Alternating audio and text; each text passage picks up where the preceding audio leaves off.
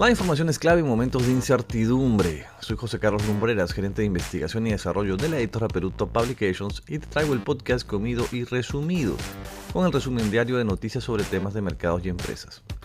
Si quieres recibir este podcast gratuitamente cada mañana en tu WhatsApp, envíanos un mensaje al número 949-376-201 indicando Podcast PTP para sumarte a nuestras listas de difusión. Vamos con la información para el día de hoy, viernes 30 de julio de 2021. Hoy tenemos un episodio un poco largo, pero es que hay mucho que decir de los últimos 2 días.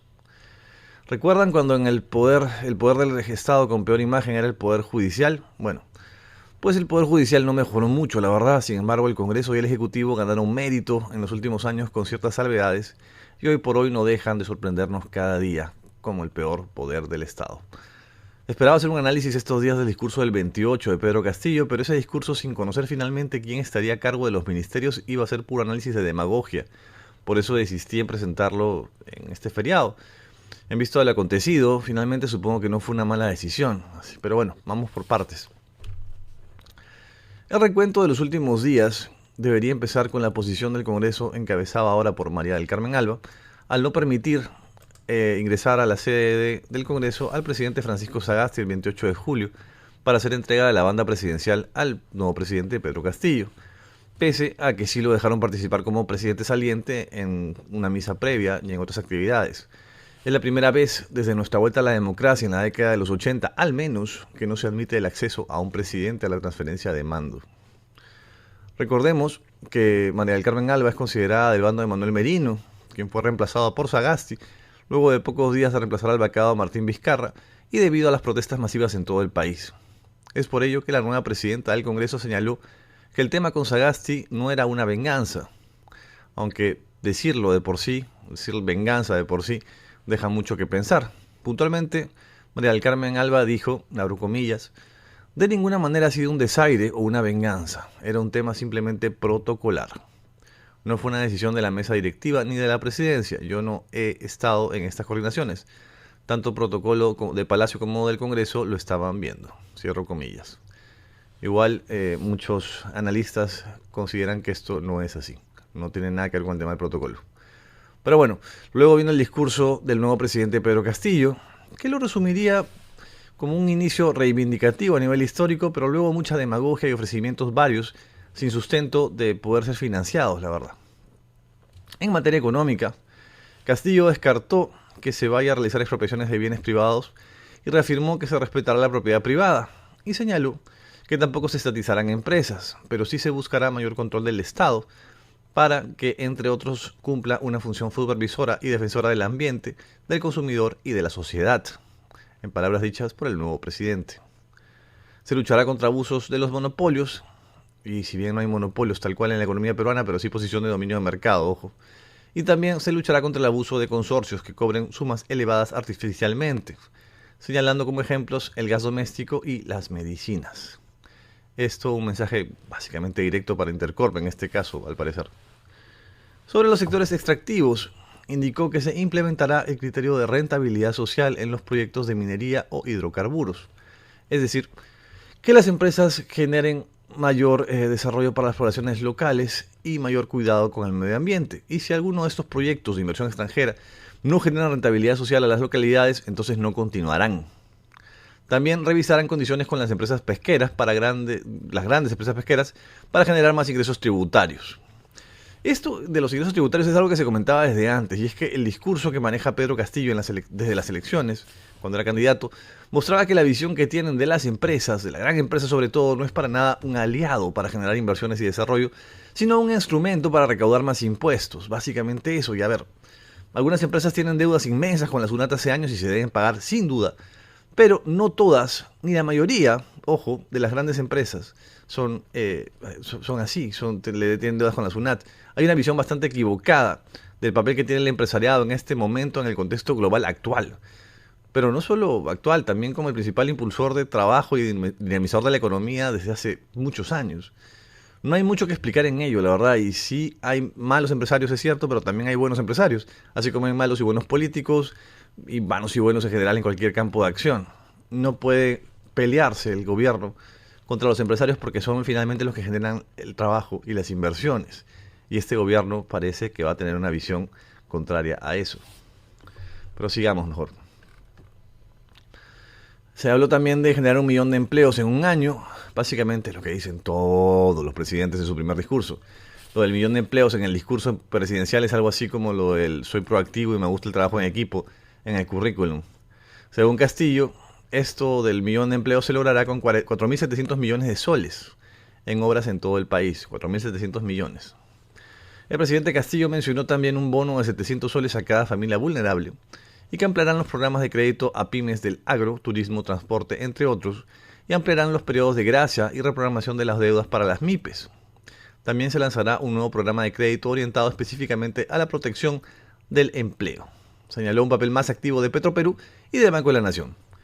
En fin, ¿quieren más anuncios? Se habla de 500 millones de soles para mejorar y dar valor al turismo local y culturas vivas, la posible creación de un Ministerio de Ciencia y Tecnología, el cambio de nombre del Ministerio de Cultura por Ministerio de Culturas, dejar Palacio de Gobierno como sede de la oficina o vivienda presidencial y convertirlo en un museo, un proyecto de trenes en realidad de Cajamarca a Puno y de Tumbes a Tacna, que por cierto, ojo, si revisamos cómo avanzan los proyectos de infraestructura en nuestro país, bien difícil es que se puedan hacer 2 trenes de esa envergadura en 5 años. Algunos proyectos menos ambiciosos que ese demoran más que 5 años solamente en armar los estudios. Así que, complicado. En fin, muchos anuncios como podemos ver en el plano económico, pero como dije al inicio, todo esto se puede quedar en la demagogia si no conocemos con qué equipo piensa contar Castillo para apoyarse a llevar algo a cabo. Y entonces viene aquí la tercera vertiente y sin duda la peor de los últimos días, el famoso primer gabinete de Pedro Castillo. Para no ser muy larga, luego de juramentar como presidente sin gabinete, se anunció oficialmente que el día 29, ayer, juramentaría el premier y recién hoy día los ministros. Los rumores de los últimos días es que los retrasos se debían a que no habían definido varias carteras. Pero finalmente ayer se designó al congresista de Perú Libre Guido Bellido Ugarte como premier. Un personaje que no había sido voceado en ningún momento para el cargo y fue una noticia inesperada, por todos lados y por todos los medios y que asustó a más de uno y que asusta a más de uno. Bellido es un personaje muy cercano al portero, Vladimir Cerrón, y se ha mostrado contrario a temas como la democracia, los derechos humanos, la lucha contra la corrupción, entre otros. Fue él incluso el que hizo la chanchita para pagar la caución de Vladimir Cerrón, por ejemplo. Y es alguien, ojo, que enfrenta una investigación por apología al terrorismo. Nada más y nada menos. Con tremendas credenciales y con un anuncio inesperado. Por la tarde de ayer, muchos voceados ministros como Pedro Franque, Avelino Guillén y hasta Daniel Salaverry se rumoreó que habían declinado a participar del gabinete. Finalmente esto se dio, pero eso lo veremos más adelante. Pero, como la improvisación es parte de la marcha de estos días del gobierno, por algún motivo inentendible, la verdad, desde el gobierno decidieron adelantar para anoche, a las 8:30 de la noche, la presentación del gabinete. Pero ¿cómo haces si tus ministros renuncian debido al premier que has elegido? Claramente, la presentación adelantada ayer a las 8:30 no se dio a las 8:30, ni a las 9:30, y a las 10:30 recién estaban comenzando a entrar personas al Gran Teatro Nacional donde iban a presentar el gabinete, 2 horas después.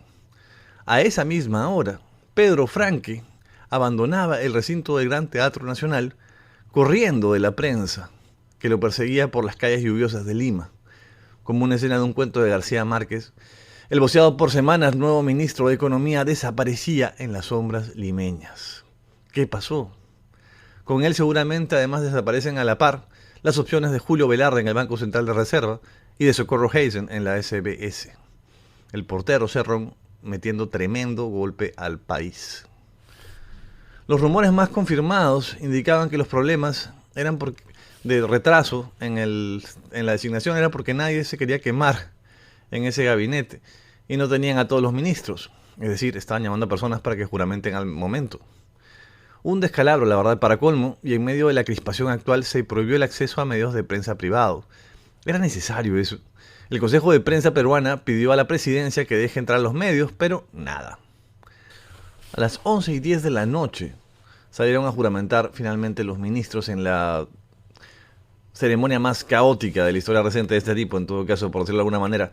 También el gabinete menos paritario, con solamente 2 mujeres, tremendo retroceso, y además sin todos los ministros, porque tanto Pedro Franque como Aníbal Torres, los voceados para Economía y para Justicia, habían salido del Gran Teatro antes de la juramentación, por problemas, posiblemente con Vladimir Cerrón, es lo más factible. Finalmente el gabinete es el siguiente. En el Ministerio de Relaciones Exteriores está el escritor y sociólogo peruano y exguerrillero también, Héctor Béjar, de 85 años. En Defensa, Walter Ayala, abogado y expresidente de la Comisión de Ética del Colegio de Abogados de Lima. En el Interior, el fiscal Juan Manuel Carrasco Millones. En el Ministerio de Educación, el voceado educador Juan Cadillo, uno de los pocos voceados previamente y considerado además uno de los mejores profesores del mundo. En Salud, Ismael Ceballos, otro de los voceados previos y que tuvo comentarios un poco sensibles, la verdad, sobre el tema de la vacunación la semana pasada. En Desarrollo Agrario y Riego, Víctor Raúl Maita. En Trabajo y Promoción del Empleo, Iber Maraví Olarte. En Producción, el congresista del Frente Amplio, Iván Quispe Aspaza. En Comercio Exterior y Turismo, el congresista de Juntos por el Perú, Roberto Helber Sánchez. En Energía y Minas, Iván Merino Aguirre de Perú Libre. En Transporte y Comunicaciones está Juan Francisco Silva Villegas. Esta es la cartera que se supone que iba a tener Daniel Salaverry, pero que declinó. En la de Vivienda. En Vivienda, Construcción y Saneamiento, Heiner Alvarado López. Este señor fue gerente de Infraestructura y Gestión de Inversiones en la Municipalidad de Chachapoyas. En el Ministerio del Ambiente estará a cargo Rubén Ramírez. En Desarrollo e Inclusión Social, la vicepresidenta Dina Boluarte. En Cultura, Ciro Gálvez, que estaba a cargo de la transferencia de ese ministerio y fue candidato presidencial de Renacimiento Unido Nacional. Recordado además porque en campaña estaba a favor de la pena de muerte. Tremendo personaje. En el Ministerio de la Mujer se mantuvo la voceada Anaí Durán, que es parte del equipo técnico de Juntos por el Perú. Y en Economía y en Justicia, bueno, claramente eran Franque y Guillén, como hemos dicho. Perdón, Franque y Torres. Pero ellos salieron ante el teatro, así que no se presentó ni ministro de Economía ni ministro de Justicia. Increíble. En este momento se necesita al menos saber qué pasa con Economía. Y no hay ministro de Economía. Esperemos que hoy día digan quién. Y esperemos que no sea Juan Pari, al menos. Por algún motivo, la ceremonia, que empezó 2 horas y media más tarde, se paralizó incluso de manera momentánea a la mitad. Porque hasta en la juramentación misma, con ministros en la sala, hubo desorden. Tal es el descalabro con el improvisado gabinete que hasta el Partido Morado, que es acusado siempre de tibio, pidió públicamente en un comunicado que el Congreso no dé el voto de confianza a este gabinete. Incluso el diario La República también adelantó ayer su editorial en contra del nombramiento de Guido Bellido. Como señalaba ayer en las redes el analista Farid Cajat, abro comillas, qué tiempos aquellos en los que el gabinete primero juraba y después entraba en crisis. Cierro comillas. ¿Cómo entender estas movidas? De aquí viene el título que da nombre al podcast del día de hoy.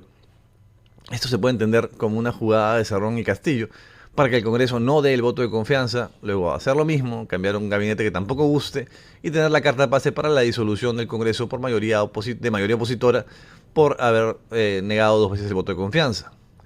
Claro que esto no es una pelea de a uno y desde el Congreso también tienen sus cartas y la carta de vacancia, que ya saben cómo usarla. Malos tiempos se vienen para la estabilidad, no solo económica y social, sino incluso emocional, para un país que ya de por sí está quebrado en distintos flancos. Otra opción es que acepten al gabinete simplemente para ver cómo se destruye por dentro el actual gobierno. Vaya 2 días y estamos empezando recién el nuevo gobierno de Pedro Castillo. Mañana sábado les pasamos, ojalá, un resumen de las notas sectoriales, pero estos días la verdad es que merecían un episodio especial sobre todo lo que está ocurriendo. Del tipo de cambio ni hablar. Ahora porque la cotización se cerró por feriado, así que hoy día solo se espera que suba más frente a todo lo sucedido y a la falta de cabeza en el Ministerio de Economía. La verdad es que una bestialidad, no sé cómo decirlo de otra manera, de apurar así una juramentación sin pies ni cabeza para finalmente no presentar al Ministro de Economía en un momento como el actual. En otras cotizaciones, el cobre subió a $4 con 428 milésimas por libra, el precio del oro bajó a $1.827.5 por onza y la plata subió a $25.55 por onza.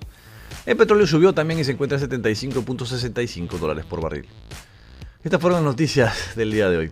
Suscríbete a nuestro canal de YouTube y dale un like a este video y compártelo con todas las personas que quieran estar al día sobre noticias de coyuntura. Este episodio está libre de derechos para los que quieran difundirlo por cualquier medio. Estamos también en Spotify, en iTunes, en Facebook, en Instagram, en LinkedIn y en todas las redes de Perú Top Publications. Cerramos hoy con una frase de Napoleón Bonaparte que decía lo siguiente: si el enemigo se está equivocando, no lo distraigamos. Muchas gracias.